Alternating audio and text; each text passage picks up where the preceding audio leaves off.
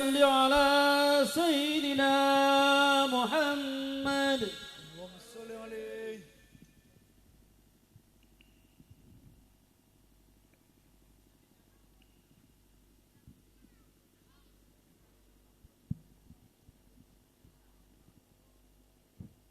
Bismillahirrahmanirrahim.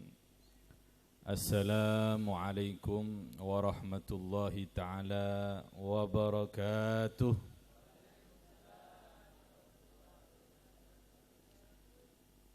Alhamdulillah. Alhamdulillah. Wassalatu wassalamu watta'zimu ala rasulillah Sayyidina wa habibina wa syafi'ina wa qurrati a'yunina wa maulana Muhammad ibni Abdillah wa ala alihi wa sahbihi wa mawalah.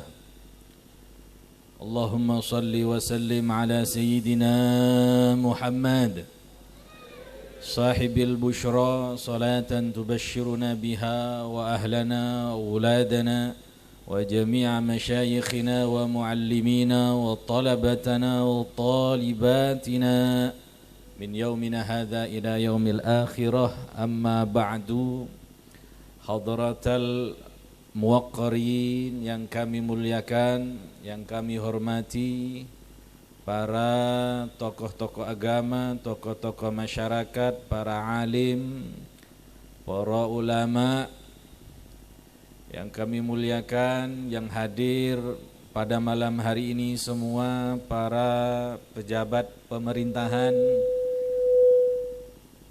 ada Bapak Camat, Bapak Haji Sugeng, beserta Ibu Camat, ada Ibu Lurah Sumbermanjing Kulon, Ibu Karyuti, yang kami muliakan, Bapak Kapolsek atau yang mewakili Bapak Haji Asur Suryanto, Bapak Surdianto, dan Bapak Gunawan.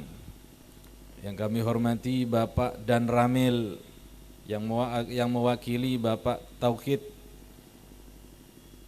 pimpinan sholawat Majlis Maulid wa Ta'lim An-Nabawi, Bapak Yono, Bapak Kepala Desa Pandanrejo. Alhamdulillah Bapak Kepala Desa sebelah juga ikut hadir bersama kita.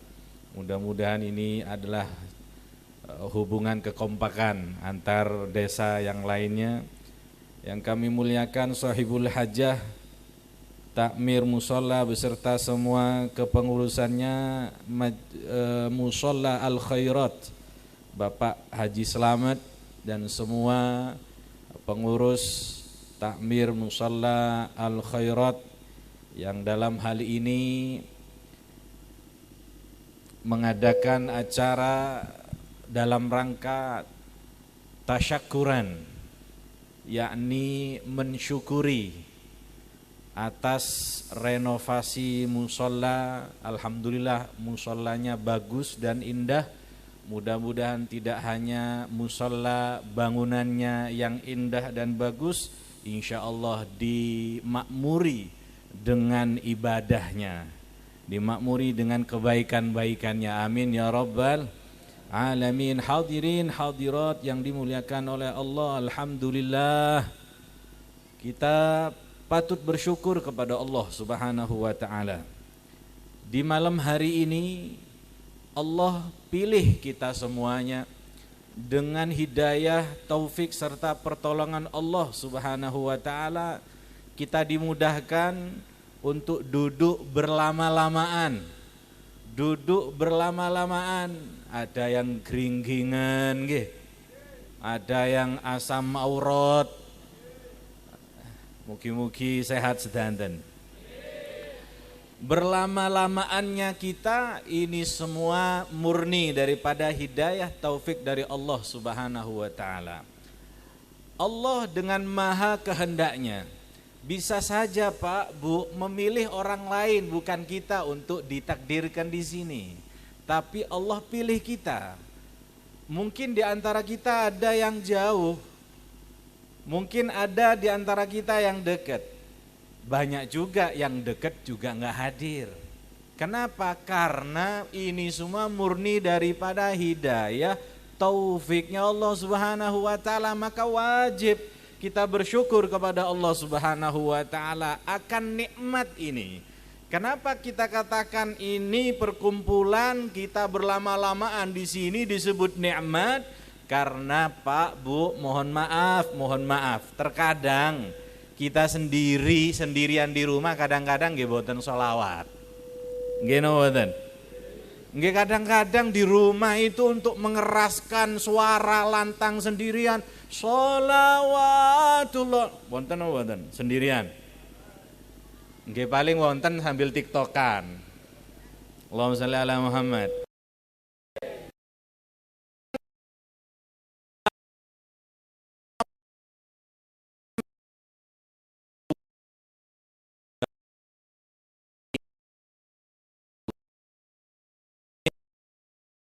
Dengan nikmat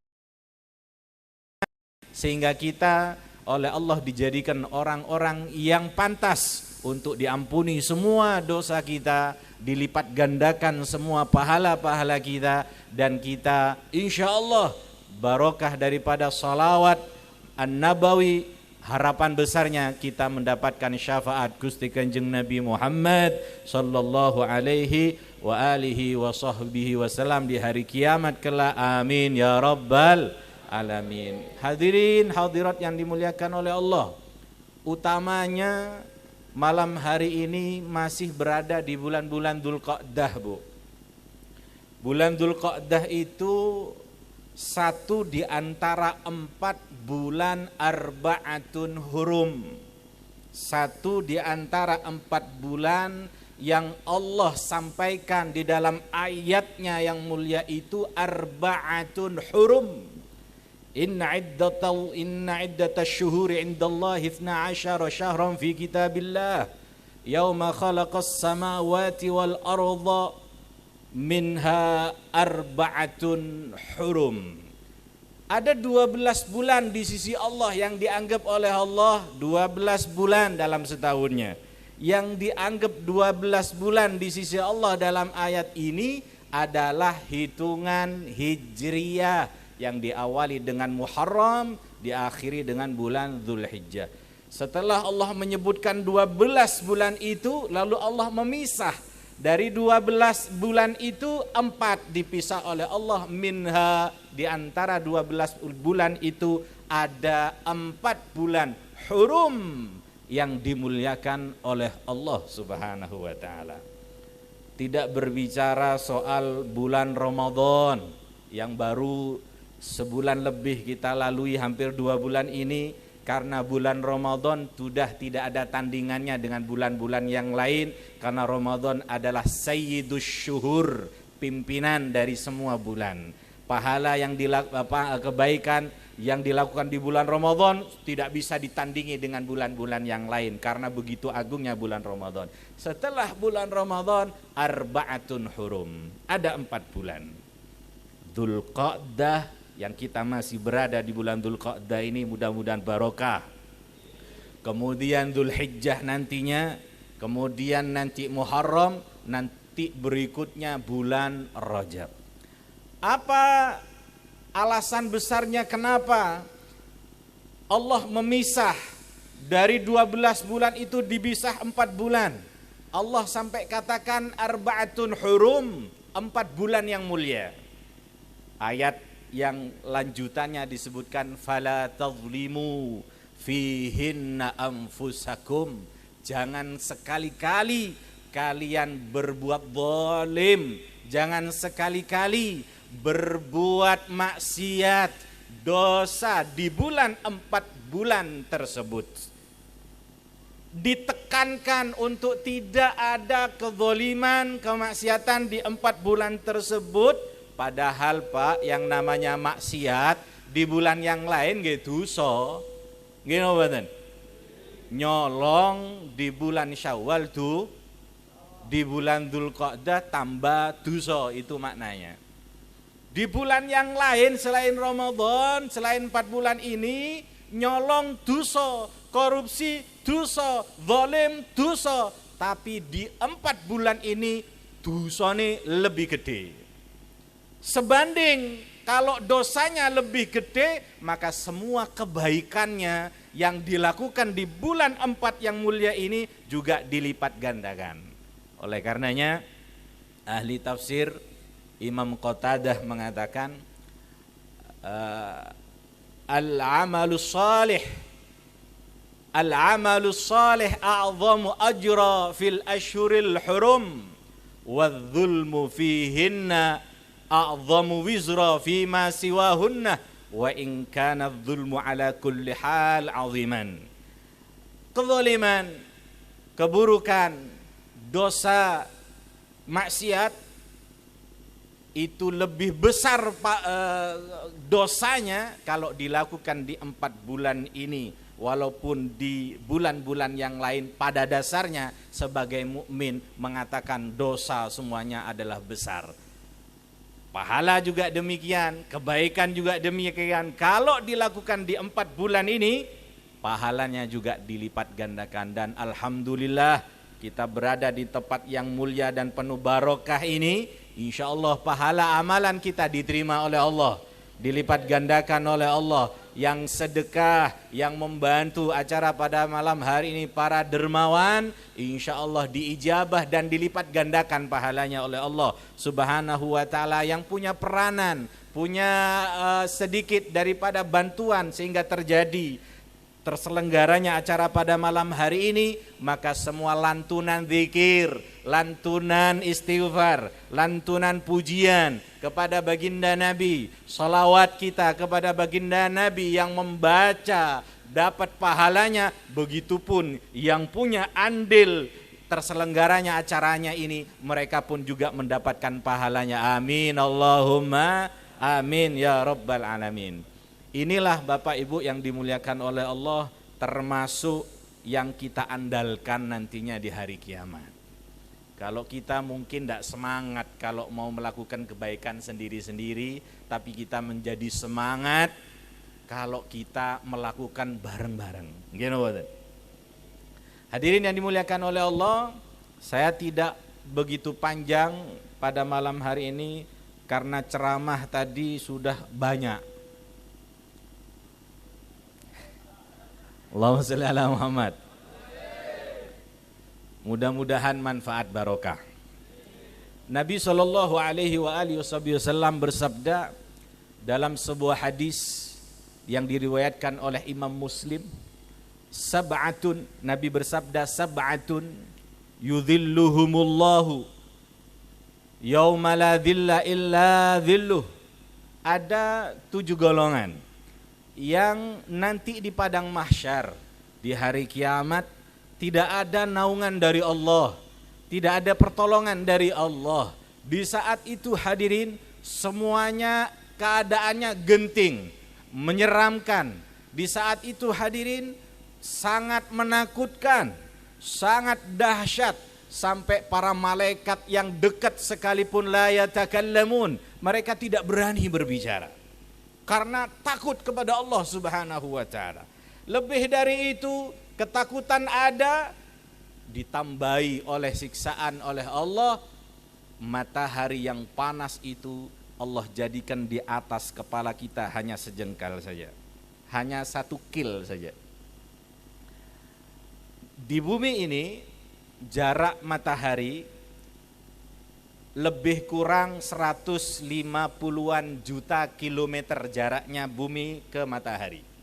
150-an juta kilometer.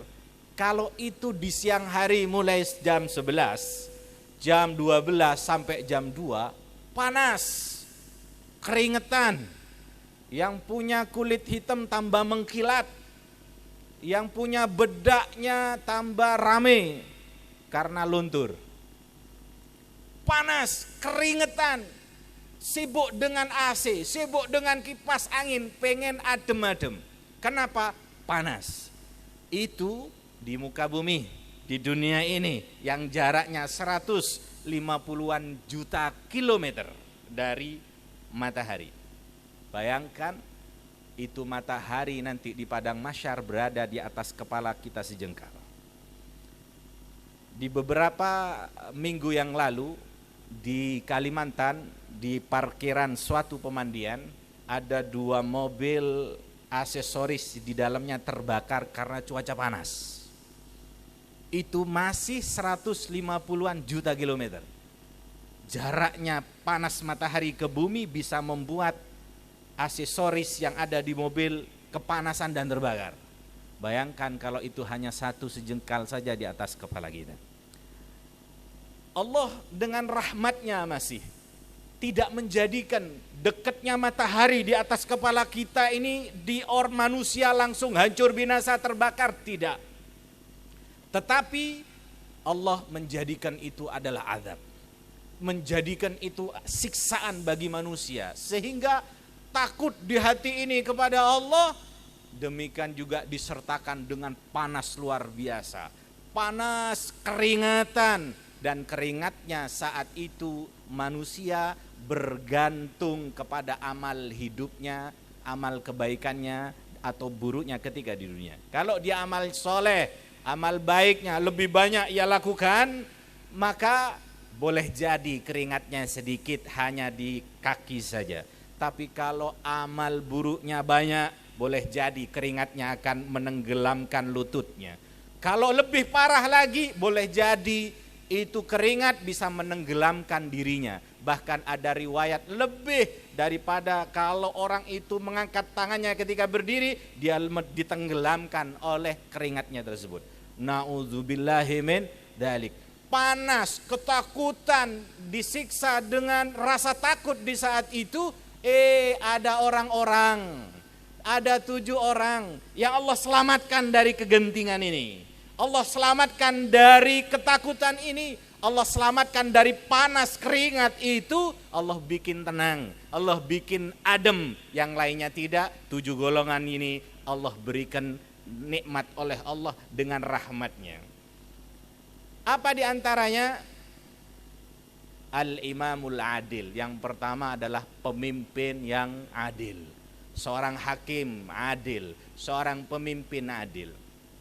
Bapak Ibu yang dimuliakan oleh Allah, di kitab Ihya Ulumuddin itu ketika membahas tentang ibadah-ibadah, al-khilafah wal imarah, jabatan kepemimpinan itu termasuk min afdhalil ibadat.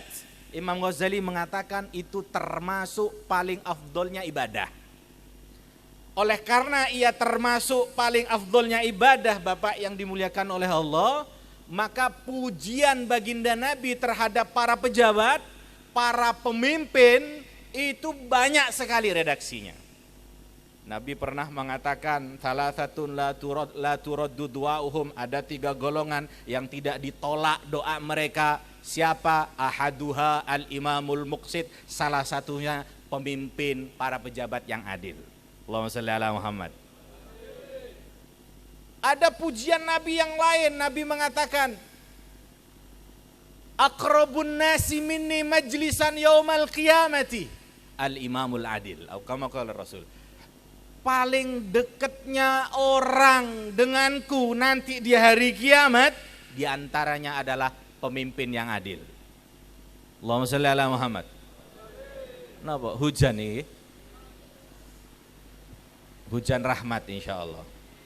Allahumma hawalaina Allahumma hawalaina shayyiban tahura insyaallah. Amin. Hadirin yang dimuliakan oleh Allah, pujian banyak sekali kepada mereka pemimpin-pemimpin yang adil ini. Sampai dikatakan itu tadi bahwa orang yang termasuk dekat dengan Nabi adalah orang-orang yang punya jabatan adil di dalam jabatannya. Ada hadis lain, Nabi SAW bersabda, la yaumun min imamin adilin la yaumun min imamin adilin khairun min ibadatir rajuli wahdahu sittina ama. Atau kama qala Rasul sallallahu alaihi wasallam. Satu harinya orang pemimpin yang adil, satu harinya pejabat yang adil itu masih lebih baik dibandingkan ibadahnya seseorang sendirian 60 tahun hadirin. Bayangkan kata Imam Ghazali, fa'adhim bi'ibadatin, betapa besarnya ibadahnya pejabat bisa menandingi bahkan lebih baik dari ibadahnya seseorang sendirian 60 tahun hadirin. Maka kita berharap semua pejabat yang ada di Indonesia ini mulai dari bawah sampai ke atas Allah berikan hidayah taufik sehingga mereka mampu untuk mengemban tugasnya sesuai dengan apa yang mereka diamanatkan. Amin ya rabbal alamin. Namun sebanding hadirin pujian dengan celaan, sebanding pujian dengan ancaman. Saya bisa menyampaikan pujian banyak sekali, tapi untuk kecaman saya tidak bisa menyampaikan banyak. Saya cukup satu saja. Kenapa? Kersane para pejabat ikut sering hadis majelis. Niki alhamdulillah para pejabat masya Allah hadir semua. Sampai pejabat di luar desa juga ikut hadir. Allahumma shalli ala Muhammad. Apa diantaranya? Satu riwayat disebutkan yang artinya pemimpin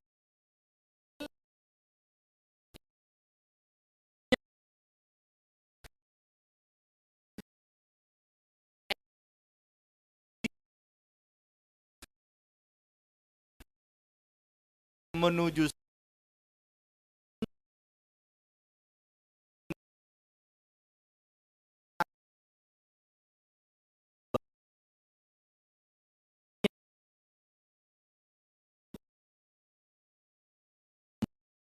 na'udzubillahi min barokahnya an-nabawi, barokahnya Rasulullah, barokahnya sholawat, barokahnya majlis kebaikan ini. Semua pemimpin-pemimpin kita Allah lindungi, Allah jaga, Allah berikan hidayah, taufik serta pertolongan dari Allah Subhanahu wa taala sehingga mampu untuk mengemban tugasnya dengan adil dan jujur. Amin ya rabbal.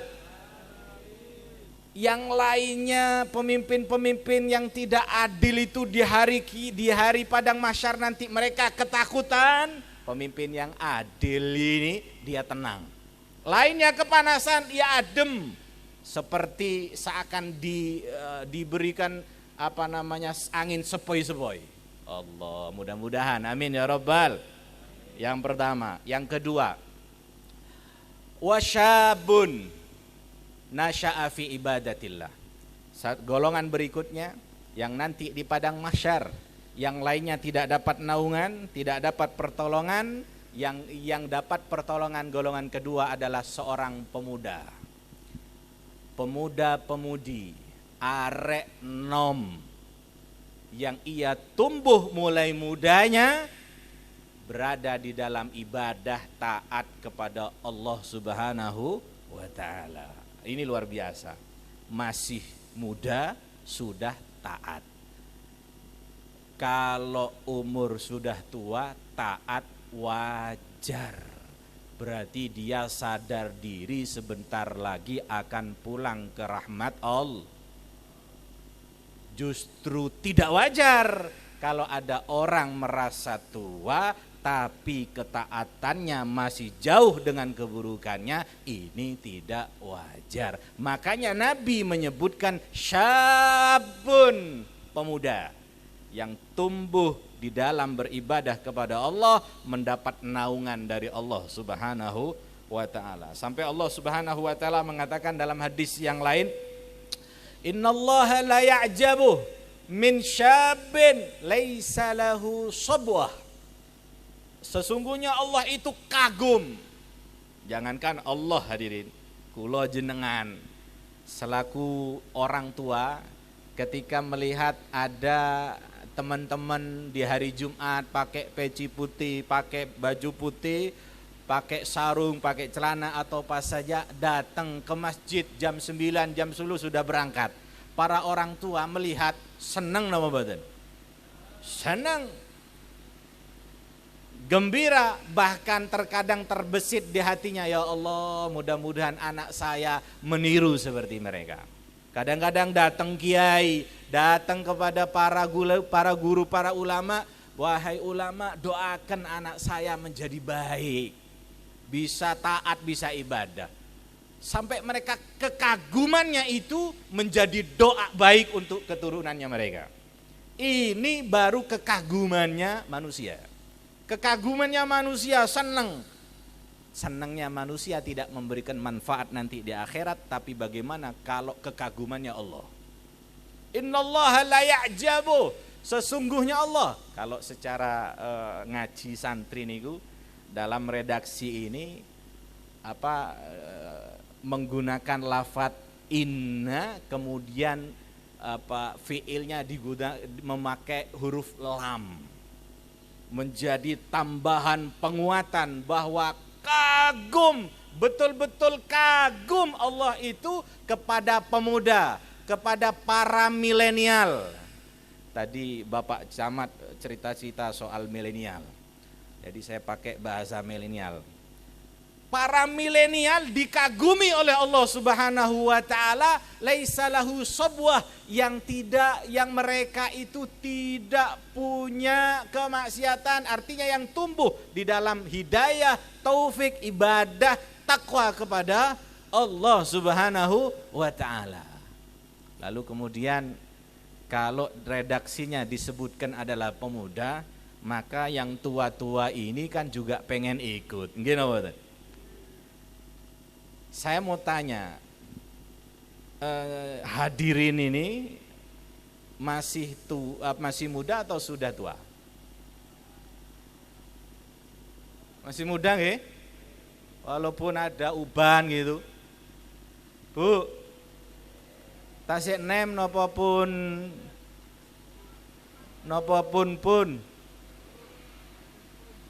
dereng tasik nem nggih? Nggih, memang tidak ada yang mau dibilang sudah tua. Nggih napa? Mudahan panjang umur, sehat afiat. Hadirin yang dimuliakan oleh Allah, kenapa kok muda? Kenapa kok milenial masih muda yang disebutkan oleh Nabi? Karena masa muda adalah masa-masa bergejolak nafsunya. Masa-masa yang kata mereka harus menikmati masa muda. Dengan kalimat masa muda, menikmati masa muda, banyak para milenial yang tertipu, terjerumus ke dalam jurang kemaksiatan. Sehingga mereka nikmati masa mudanya dengan narkoba, dengan miras, dengan hal-hal yang tidak ada ridhonya Allah Subhanahu wa ta'ala. Tertipu dengan kalimat mumpung masih muda, menikmati masa muda. Hadirin yang dimuliakan oleh Allah, bukan orang yang seperti ini yang diharapkan oleh Nabi, tapi yang diharapkan oleh Nabi yang mereka terhindar dari perbuatan maksiat, yang masih muda itu sudah mengontrol, sudah menguasai nafsu dan banyak keinginannya itu untuk diarahkan meraih ridhonya Allah Subhanahu wa ta'ala. Amin Allahumma. Sing kecipratan minggir, biar tidak kecipratan. Sekalipun hujan ini disebutkan rahmat, tapi lek bengi khawatir masuk angin. Mudahan sehat dalam ibadah, amin. Semua orang tidak mau dikatakan tua. Bahkan yang sudah terlihat kumisnya, jenggotnya ada ubannya pun mereka juga nggak mau dikatakan tua, sehingga pun mereka mewarnainya dengan warna merah terkadang. Karena saking nggak maunya dikatakan tua. Imam Baijuri mengatakan, tua itu siapa, muda itu siapa. Kata Imam Baijuri, pemuda itu disebutkan orang yang tua itu disebutkan bahasa Arabnya syekh. Asy-syekh itu bahasa Arabnya orang yang tua. Lalu kemudian melebar maknanya, ada orang yang tua umur, ada orang yang dituakan karena kesolehannya, karena ilmunya, karena ketokohannya, sehingga walaupun masih muda dia dikatakan syekh atau bahasanya dituakan. Tapi kita mengambil bahasa secara lugawi saja, syekh itu artinya adalah orang yang umurnya tua. Kata Imam Baijuri, orang yang tua itu dimulai dengan man jawazal arba'in. Orang yang sudah melewati umurnya 40 tahun, kata beliau, ini sudah mulai masuk usia tua. Lalu kemudian kita bertanya, lah berarti kita yang sudah lebih dari 40 tahun ini enggak masuk dalam redaksi hadis ini, Beb. Pemuda, para milenial yang tumbuh di dalam taat kepada Allah, dapat pertolongan dari Allah, lah kami bagaimana? Kami juga pengen ikut. Hadirin yang dimuliakan oleh Allah, kenapa disebutkan pemuda? Karena kalau muda masih kuat-kuatnya nafsunya, ia gunakan untuk dapat ridhonya Allah. Yang kebanyakannya menunaikan, mengikuti nafsunya, ini dalam ibadah kepada Allah. Kalau yang tua, nafsunya sudah lemah, syahwatnya sudah lemah, keinginannya banyak tapi tidak mampu. Makanya karena tidak mampu, ya sudah ibadah saja. Yang seperti ini wajar, nggak ada nilai plusnya, makanya nggak dipuji. Bahasa gampangnya ngeten Pak, ngapunten. Kulo niki alhamdulillah masih muda karena saya belum umur 40. Tapi koyoke metuwek niki. Kulo kok duduk di kursi niki. Ngapunten nggih, ngapunten. Hadirin yang dimuliakan oleh Allah, kalau sudah lewat 40 dia kok beribadah ya wajar. Tapi kalau masih muda belum 40 dia beribadah mengalahkan yang lebih dari 40 tahun, ini pujian dari Nabi, ini kekagumannya Allah kepada mereka. Di saat-saat melunjaknya nafsu, mereka mengekang, menguasai untuk meraih ridhonya Allah. Ini yang mendapatkan pertolongan dari Allah Subhanahu wa taala. Di hari tidak ada pertolongan, ia dapat pertolongan. Golongan yang ketiga, warajulun dzakarallaha fi khalwatin fafadat sainahu. Ada orang yang dia ketika ingat kepada Allah di dalam keadaan yang sepi, mengalir tetesan air matanya, berderai air matanya min khasyatillah, karena takut kepada Allah. Ketika menyebut nama Allah nangis, ketika beristighfar mohon ampun, ia mengingat dosa-dosa keburukannya masa lalu, ia keluarkan air matanya. Siapa orang yang meneteskan air matanya karena takut kepada Allah, karena ingin dosa-dosanya diampuni, maka air mata tersebut tidak akan tersentuh oleh api nerakanya Allah Subhanahu wa taala. Ketika ingat kepada Allah, ingat dosa-dosa, ya Allah ampuni dosa. Menetes air mata karena takut kepada Allah. Ini orang dapat pertolongan dari Allah, yang lainnya belum dapat pertolongan, ia sudah dapat pertolongan, adem di padang mahsyar, ademnya dari Allah Subhanahu wa taala. Golongan berikutnya, warajulun mu'allaqun bil masajid. Ada orang, golongan orang yang hatinya bergantung kepada masjid. Mau sholat di masjid, mau baca Quran di masjid, mau melakukan ibadah, maunya masjid terus. Kita yang jauh dari masjid mungkin masih bisa dimaafkan, tapi tidak bisa dimaafkan orang yang dekat di masjid, sholatnya di rumah.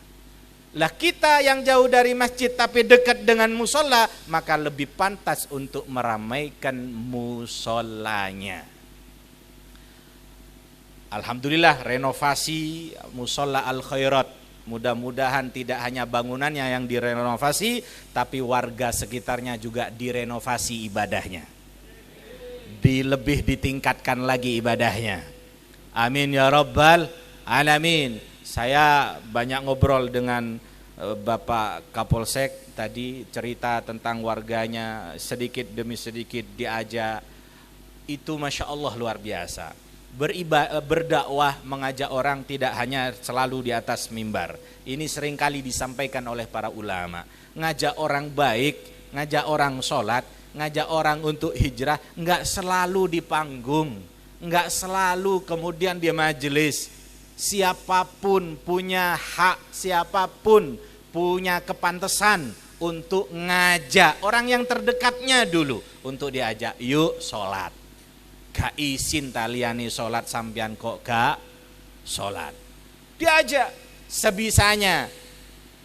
Diajak gak mau, ya sudah, gak gelem. Diajak ke surga tapi gak mau, ya wis.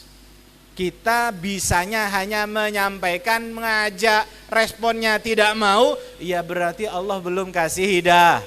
Belum kasih hidayah, mintakan sama Allah, ya Allah, sebagaimana Engkau berikan kami hidayah, berikan juga saudara-saudara kami seagama, saudara-saudara kami yang setanah air ini, berikan hidayahmu juga ya Allah. Kami pengen masuk surga, kami juga berharap mereka juga dimasukkan ke surga. Amin Allahumma amin. Golongan berikutnya yang mendapatkan naungan Allah di padang mahsyar, warajulani tahabba fillah.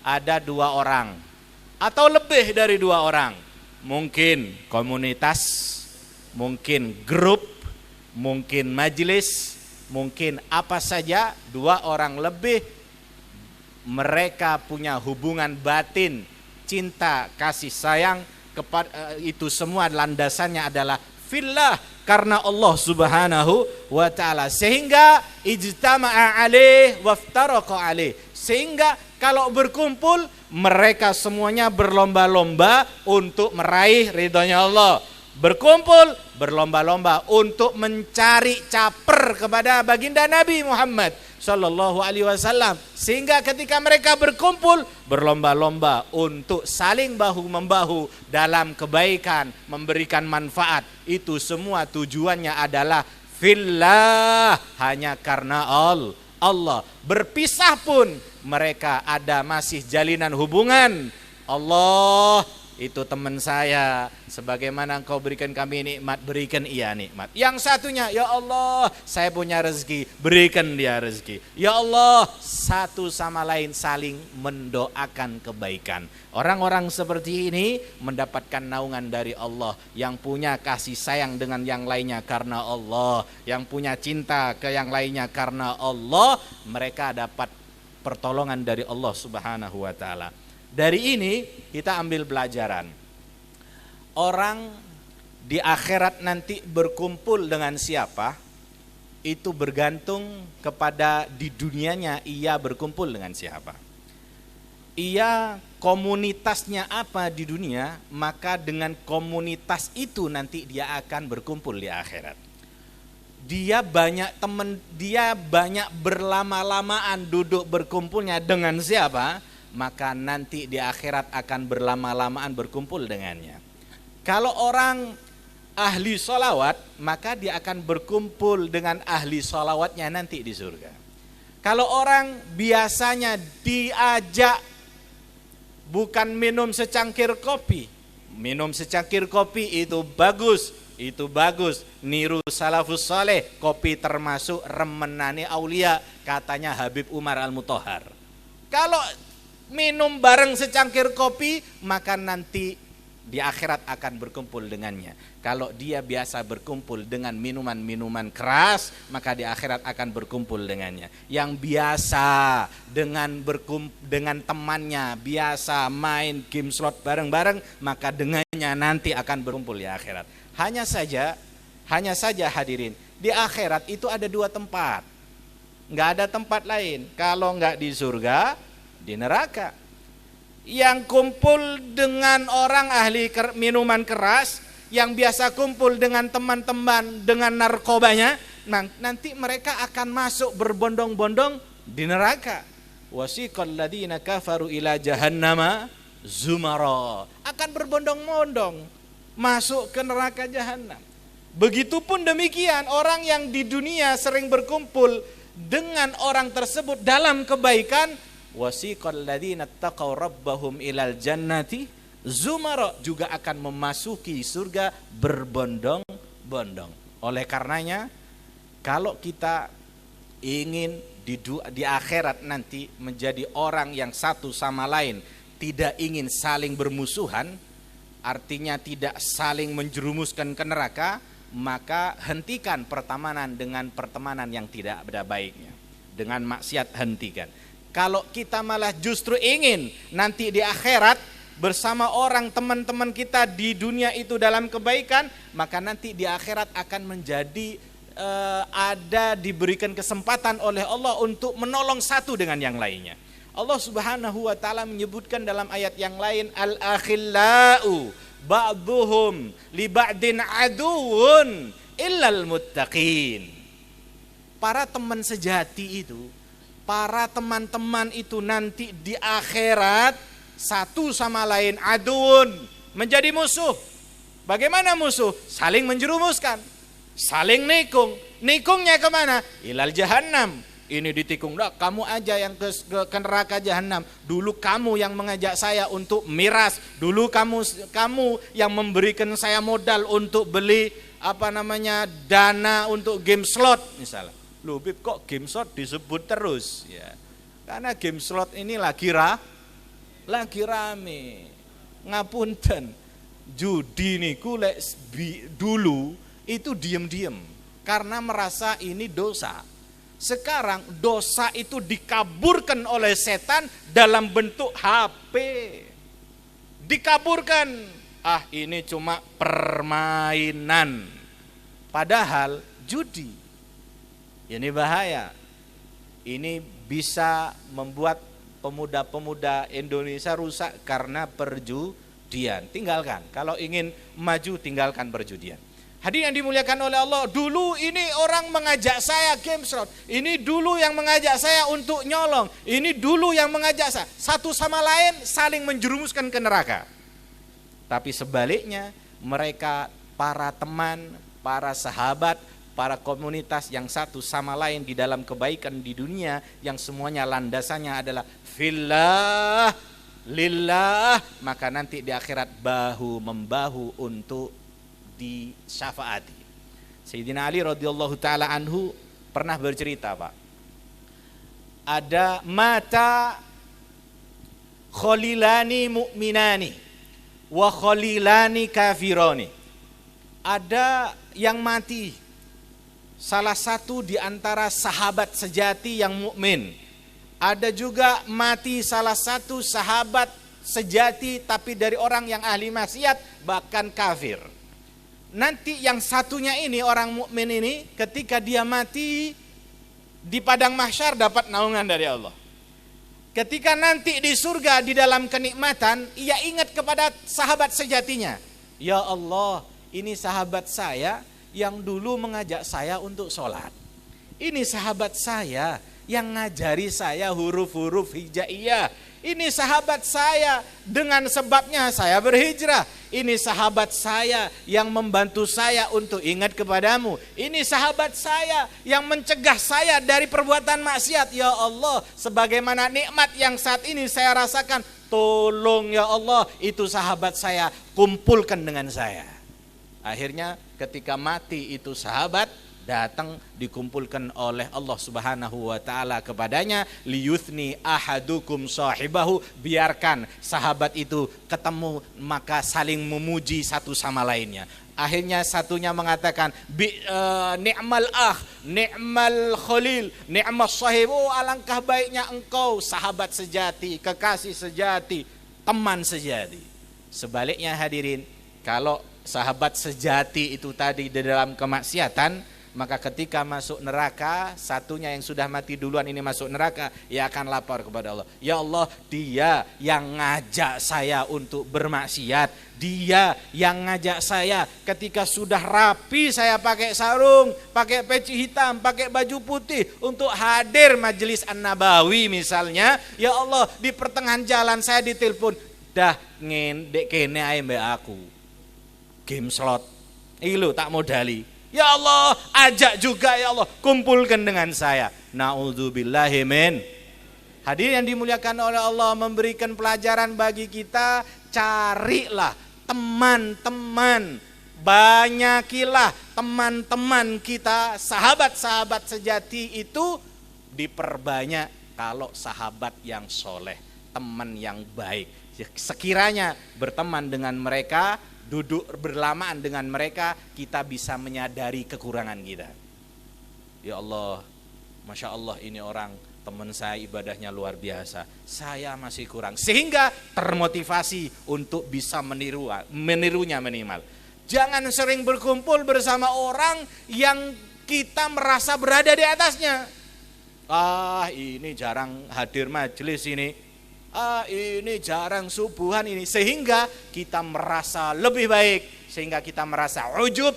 Ujub itu merasa bangga diri. Merasa diri ini punya amal, punya kebaikan, yang lain gak punya. Al-ujub yahbitul amal. Merasa bangga diri, merasa punya amal, bisa menghapus amal itu sendiri. Na'udzubillahi min dzalik. Hadirin yang dimuliakan oleh Allah, mudah-mudahan kita semua ini termasuk orang-orang yang berkumpulnya karena Allah, berpisah pun tidak melupakan, saling mendoakan satu sama lainnya. Amin ya rabbal alamin. Golongan berikutnya hadirin yang mendapatkan naungan dari Allah di padang mahsyar kelak adalah warajulun da'at sumra'atun dzatu mansibin wa jamalin faqala inni akhafullah. Ada golongan orang yang ketika diajak oleh wanita yang punya martabat dan kekayaan serta cantik, diajak untuk selingkuh, diajak untuk ketemuan pacaran, diajak untuk berbuat mesum dan maksiat, ia katakan laki-laki ini akhafullah, saya takut kepada Allah.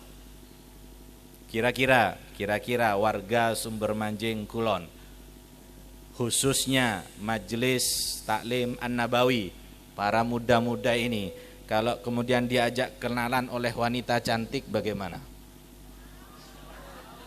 Mau nggih? Mumpung beb sapa sing gelem nang aku, lah iki gratis. Ngoten enggak? Waduh nggih terus.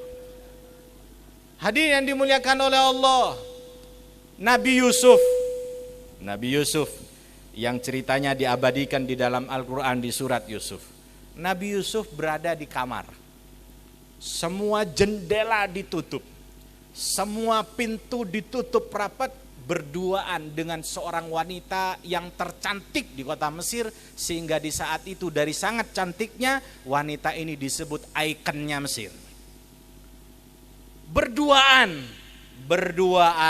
di dalam ruangan, laki-laki tampan dan perempuan yang cantik. Subhanallah, yang menggoda wanitanya. Ditarik, Nabi Yusufnya nggak mau.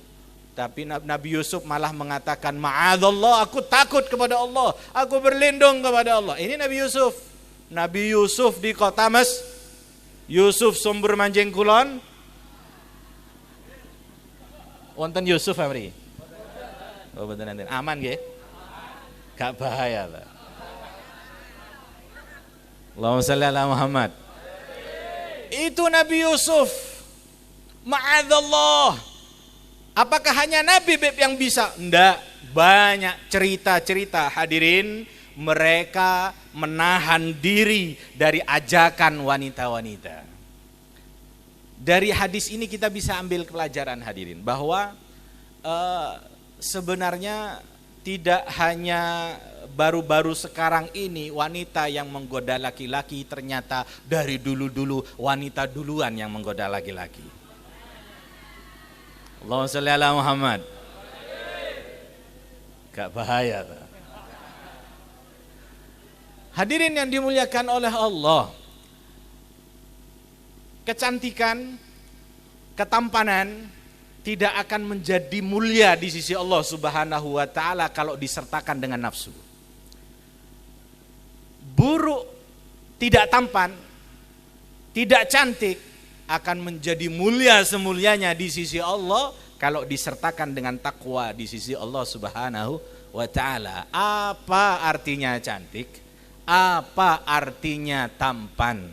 Apa artinya keindahan kalau ternyata di sisi Allah sia-sia? Betul?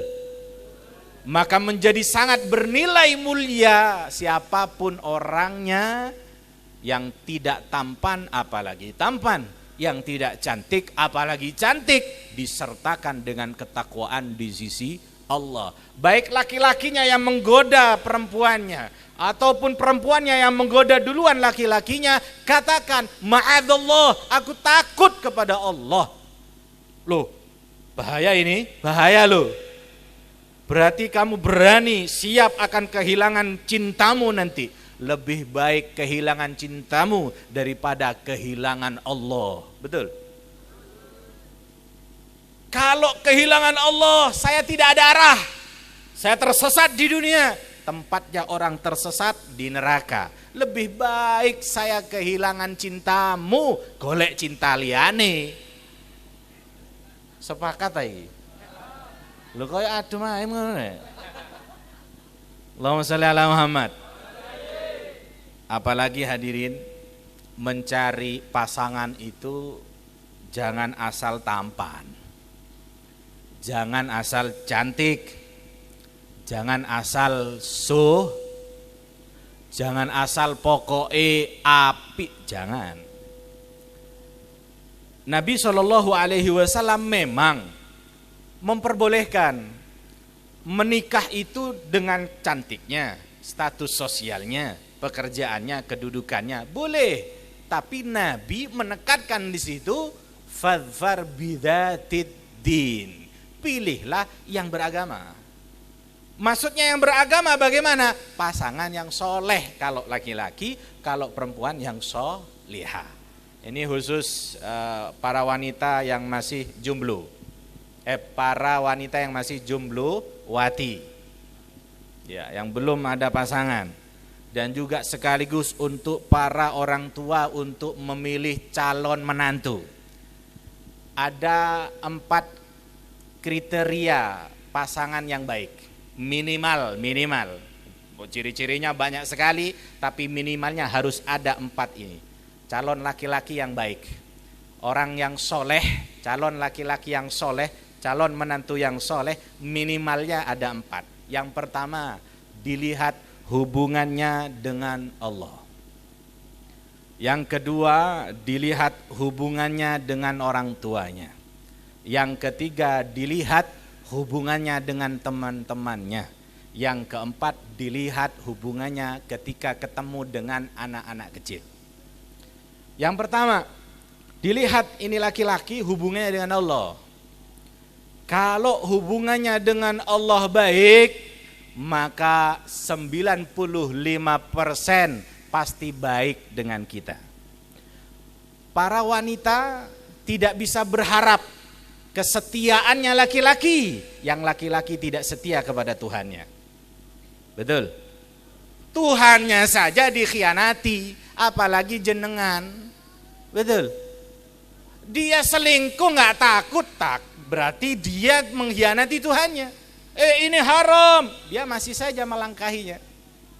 Tidak setia kepada Tuhannya, jangan berharap akan setia kepada Anda. Yang kedua, lihat hubungannya dengan kedua orang tuanya. Khususnya laki-laki, lihat hubungannya kepada ibunya. Loh, kenapa nih? Oh, selingan. Allahumma sholli ala Muhammad. Yang kedua, dilihat hubungannya dengan kedua orang tuanya. Kalau hubungannya baik kedua orang tuanya, maka orang ini dipastikan baik. Utamanya hubungannya anak ini kepada ibunya. Ibu ini dia hamil janin anaknya 9 bulan. Lahir 2 tahun disusui oleh ibunya. Kemudian tumbuh besar bersamanya. Sampai umur 18 tahun bersama ibunya, 20 tahun, 25 tahun bersama ibunya. Ibunya, wanita yang melahirkannya, menjaganya, mendidiknya. Ibunya yang akan bingung kalau anaknya sakit, bingung kalau anaknya susah, dia tidak dihormati, apalagi wanita yang baru dikenal cuma 2 bulan. Mustahil wanita berharap dihormati dari laki-laki yang tidak hormat kepada ibunya. 25 tahun bersama ibunya, ibunya dijadikan pembantu kok. 25 tahun bersama ibunya dibentak-bentak kok, apalagi cuma mertu. Lah ini biasanya kalau ada berantem mertua sama anak, nah ini kebanyakan itu menantu yang disalahkan. Sekalipun kadangkala menantu ada benarnya. Hadirin yang dimuliakan oleh Allah, ala kulli hal, cari laki-laki yang bisa menghormat ibunya, maka kita punya harapan kita dihormati oleh suami kita. Mertua perempuan bisa diharapkan dihormati oleh laki-laki. Yang ketiga, cari pasangan laki-laki yang hubungannya baik dengan teman-temannya. Kenapa kok ngelihat teman-temannya? Karena teman-temannya yang tahu ini laki-laki baik, oh ini laki-laki sholat, oh ini laki-laki jujur, oh ini laki-laki khianat, oh ini laki-laki suka ngapusi, oh ini laki-laki playboy misalnya. Yang tahu siapa? Temennya. Kalau bukan temennya nggak ngerti itu. Maka dilihat hubungannya dengan temannya. Oh ini jujur beb, oh ini baik beb, ini soleh beb, ini suka hadir majlis beb, oh ini anggota majlis An-Naba. Oh no sing jomblo arek. Hah? Kene tak promosi no. Oh ini baik beb. Maka kata Nabi SAW, idza ja'akum man tardawnahu dinahu fazawwijuhu. Kalau ada orang pemuda datang ke rumahmu, ingin melamar Anda, ingin melamar putrimu, Anda suka kepadanya karena agamanya, jujurnya, akhlaknya, kata Nabi, fazawwijuh, cepat nikahkan dia. Tidak usah lagi dilihat kerjamu apa. Tidak usah lagi ditanya kamu pekerjaannya apa. Saya enggak kerja bu, saya cuma guru TPQ, ngajari arek-arek alih bak tak tak. Gaji kula niku sebulan paling 15.000 lho nak. 15.000. Anakku kate dipangani apa? Kan biasanya ngoten Bu. Nggih ya? Loh jujur. Enggak usah lagi. Bagi mereka yang dikatakan seperti ini, jawab dengan sabar, sopan santun dan tenang. Mau dikasih makan apa anak saya kalau kamu tidak kerja? Gajimu cuma segitu. Jawab dengan sopan dan tenang. Tetap saya akan kasih makan nasi bu. Gini apa? Orang yang kaya dengan batu baranya, apa putrinya akan dikasih batu bara? Es batu bara ngoten. Dengan BBM-nya es pertalite misalnya. Enggak, tetap dikasih nah. Bahkan yang kaya pun kadang-kadang enggak bisa makan nasi. Enggak usah khawatir soal makan, enggak usah khawatir soal rezeki. Rezeki duminalak, rezeki sudah dijamin. Rezeki sudah dijamin. Yang penting kata Nabi, kalau itu baik cepat nikahkan. Kata Allah Subhanahu wa taala, in iyakunu fuqaraa yughnihimullahu min fadlih. Kalau yang lamar ini ternyata enggak punya, termasuk fakir, maka kata Allah in fuqaraa yughnihimullahu min fadlih. Allah akan buat dia cukup, Allah akan buat dia kaya. Wallahu wasi'un alim, dan Allah Maha luas dan Maha mengetahui. Kalau kemudian ditolak karena ini padahal baik, padahal jujur, padahal dia rajin sholat, misalkan akhlaknya baik, agamanya baik, ditolak karena tidak punya uang, karena miskinnya, kata Nabi SAW, wa illa takun fitnatun fil ardi wa fasadun kabir, nanti akan terjadi kerusakan dan fitnah besar di muka bumi ini. Sehingga kalau sudah ditolak hadirin karena satu sama lain sudah terlanjur cinta, akhirnya dibawa lari. Enggak bisa nikah di KUA, akhirnya nikah di Mburiomah. Di selokan, di rawa-rawa terkadang. Naudzubillahi min. Hadirin yang dimuliakan oleh Allah, Nabi Muhammad memberikan jaminan, yang pilih agamanya, yang punya akhlaknya, kata Nabi, fadfar, akan beruntung. Mudah-mudahan mindset kita dirubah, bukan lagi harta, ciri-ciri yang kita cari pasangan kita, tapi karena agama dan kesolehannya serta akhlaknya. Mudah-mudahan yang jomblo serta segera diberikan jodoh yang baik. Yang jomblo, yang lainnya yang sudah dapat jodoh, mudah-mudahan segera ditambah oleh Allah rezeki dan anak-anaknya. Amin amin ya rabbal alamin. Yang terakhir yang mendapat naungan dari Allah, yang mendapatkan pertolongan dari Allah di saat mereka tidak dapat pertolongan, tidak dapat naungan dari Allah, orang ini mendapatkan pertolongan. Golongan terakhir, warajulun tasaddaqa bisadaqatin fa akhfaha hatta la ta'lama ya shimaluhu ma sana'at yaminu, atau kama qala Rasul sallallahu alaihi wasallam. Ada golongan orang yang ia bersedekah bersedekah sekiranya orang-orang tidak mengetahuinya, sedekah rahasia. Dia sedekah, yang disedekahi nggak tahu disedekahi siapa. Apakah ada orang seperti ini? Banyak. Dicontohkan dulu di salafus soleh, ada cucu Nabi SAW yang namanya Sayyidina Ali Zainal Abidin ibn Sayyidina Husain. Sayyidina Ali Zainal Abidin ini dalam masa hidupnya dia orang dermawan. Dia setiap malam dia memikul sekantong gandum, diberikan kepada fuqara di sekitarannya. Di keesokan harinya setiap rumah fuqara itu ia dapati di pintu rumah ada sekantong gandum. Di rumah fakir yang lainnya ada sekantong gandum. Mereka nggak tahu siapa yang memberikan sekantong gandum terus. Itu tadi, nggak tahu. Ketika Sayyidina Ali Zainal Abidin ini meninggal, maka kemudian ketika dimandikan jenazah beliau radhiyallahu taala anhu, didapati di punggungnya ada bekas-bekas memikul. Bekas memikul beban. Merah. Kalau bahasa Inggrisnya itu albedenguh. Napa metur Jawa iki? Kapalen gitu. Bahasa Inggris ini ku albedenguh. Bahasa Inggris Timor nih Kak. Hadirin yang dimuliakan oleh Allah, ini yang dicontohkan oleh Sayyidina Ali Zainal Abidin. Apakah di dunia sekarang bisa, Bib? Bisa kalau mau. Tapi susah, Bib. Susah memang. Kenapa? Karena CCTV rumah kita lebih canggih daripada penglihatan tetangga. Gitu betul. Tapi tidak masalah hadirin, tidak bisa kita sedekah sir, ya sedekah walaupun dilihat oleh orang nggak apa-apa, yang penting ikhlas. Ada satu riwayat dari Abu Hurairah mengatakan as-sadaqatu la tumitu mitatassu. Atau kama qala, sedekah tidak akan menjadikan orang tersebut mati su'ul khotimah. Yang sedekah pagi di siang itu kalaupun mati tidak akan mati su'ul khotimah.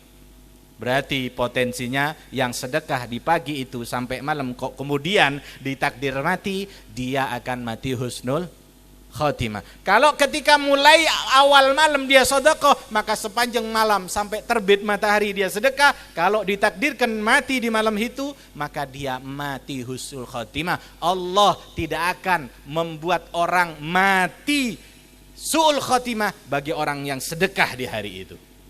Ini seakan kita diberikan kisi-kisi. Kita pengen mati su'ul khotimah apa husnul? Kalau kita pengen husnul khotimah, rajin sedekah. Sedekah apa, Beb? Dengan apa saja, pokoknya sedekah halal ikhlas. Utamanya kalau orang itu pengen pahalanya mengalir terus sampai hari kiamat, walaupun kita sudah ajal di dunia ini, sudah nggak ada di dalam kuburan, masih menikmati pahala-pahala sedekah itu, maka sedekah jariyah. Apa sedekah jariyah? Kita sedekahkan harta kita untuk jalan kemaslahatan atau beribadatan, selama itu dipakai untuk kebaikan, yang melakukan dapat pahalanya, yang dengannya orang tersebut melakukan kebaikan, maka orang yang sedekah tadi itu juga mendapatkan aliran pahalanya. Sedekah ke masjid, sedekah ke pesantren, sedekah ke musola, sedekah kepada perbaikan jalan, sedekah kepada maslahat umat misalkan. Selama dengan sedekah tersebut ada kebaikan yang dipakai, pahala terus mengalir walaupun dia sudah mati. Idza mata ibnu adama in qata amaluhu illa min salasin. Kalau sudah mati terputus amalnya kecuali 3 yang tidak terputus. Walaupun dia mati pahala terus mengalir. Apa itu yang pertama? Au sadaqatin jariyah, sedekah jariyah. Utamanya pada acara malam hari ini, para dermawan, para warga, para siapapun yang membantu terlaksananya renovasi musola Al Khairat ini, maka selama musola ini masih eksis, menunjukkan eksistensinya di dalam kebaikan, maka semua yang pernah beramal bersedekah di situ akan juga dapat aliran pahalanya sampai hari kiamat nanti. Mudah-mudahan sedekah kita diijab, dikabul oleh Allah, dilipat gandakan sebanyak-banyaknya. Mudah-mudahan kita semuanya ditata hati kita menjadi orang yang bersih hati, bisa belajar ikhlas, bisa belajar untuk menghilangkan penyakit-penyakit di hati ini, dengki, benci sama orang, hasud, suka adu domba. Mudah-mudahan kita belajar untuk menghilangkan itu semua. Allah tolong, insya Allah kita dibersihkan hati kita. Orang yang berusaha, Allah akan kasih jalannya. Orang yang berdoa, Allah akan berikan ijabahnya. Amin Allahumma amin. Ini yang bisa saya sampaikan. Saya mohon maaf yang sebesar-besarnya. Ada kata yang kurang sopan, tingkah laku yang kurang berkenan, saya mohon maaf yang sebesar-besarnya. Ihdinas siratal mustaqim, siratal ladzina an'amta 'alaihim ghairil maghdubi 'alaihim waladdallin. Amin. Assalamualaikum warahmatullahi wabarakatuh.